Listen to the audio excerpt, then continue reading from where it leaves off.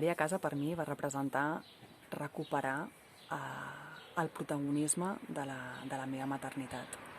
Després d'un part hospitalari molt instrumentalitzat i poc respectat, en què hi havia pressa per arribar al moment de sostenir la criatura als braços, vam passar a un altre paradigma, que era el de respira i viu plenament cada una de les etapes del procés de part. Des dels primers pròdroms, a les primeres contraccions fortes, als moments de desesperació, a tota la relació amb la parella, amb la llevadora, tot tenia un per què, tot formava part de la benvinguda de la criatura. Sento que poder-ho viure amb aquesta tranquil·litat, amb aquesta autenticitat, on jo podia ser jo mateixa, on ningú em posava presses, ha implicat que la meva maternitat també s'estigui visquent d'una altra manera. Així que, d'acord, gràcies, Imma. Hola, yo soy Sonia y di a luz a mis dos hijas en casa. La mayor ya tiene 5 años y aún lo recuerdo como si fuera ayer. Y luego con la pequeña, que ahora ya tiene 3, repetí con las mismas comadronas, 2 mujeres maravillosas, Imma y Lucy, del equipo de Neixa Casa. Lo volvería a repetir sin duda. El 20 de maig, el meu fill Blai fa 3 anys. Va néixer a casa, el Blai, i demà farà 2 mesos que el Saúl també va néixer a casa. Han nascut acompanyats per les llevadores de mitjorn i l'Òscar, que és el papa, i jo. I per nosaltres tenir les llevadores a casa ha sigut allò que necessitàvem com a confiança i la calidesa de que tindríem persones que ens coneixen i que coneixem i que respectarien tot allò que nosaltres desitjàvem. Per mi han sigut uns àngels. Gràcies. Estamos muy felices de que nuestra hija haya nacido en casa, ya que sentimos que le hemos brindado un nacimiento respetuoso, seguro y íntimo. Y también nosotros nos hemos sentido acompañados en todo momento por nuestra comadrona, por Imma Marcos, y el hecho de que haya estado presente tanto en el embarazo como en el parto como en el posparto nos ha dado mucha fuerza y nos ha dado mucha seguridad. Así que viva el parto en casa. Muchas gracias.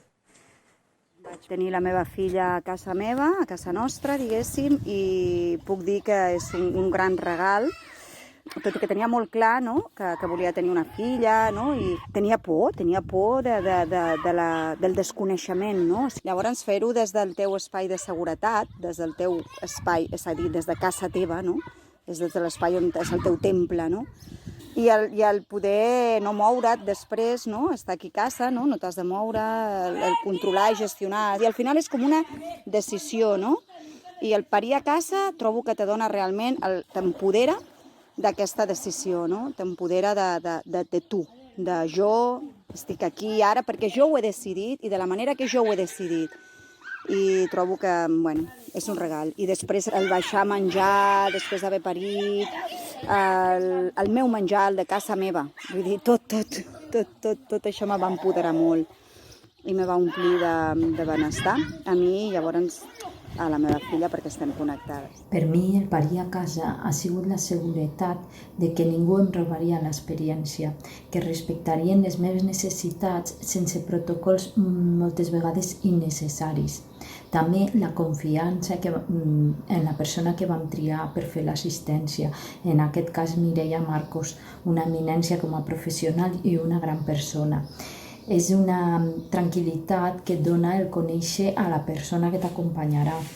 També el vincle tan potent que es crea entre mare i fill i, sens dubte, una experiència per gaudir-la que tornaria a repetir, que penso que tota mare i fill es mereixen viure-la.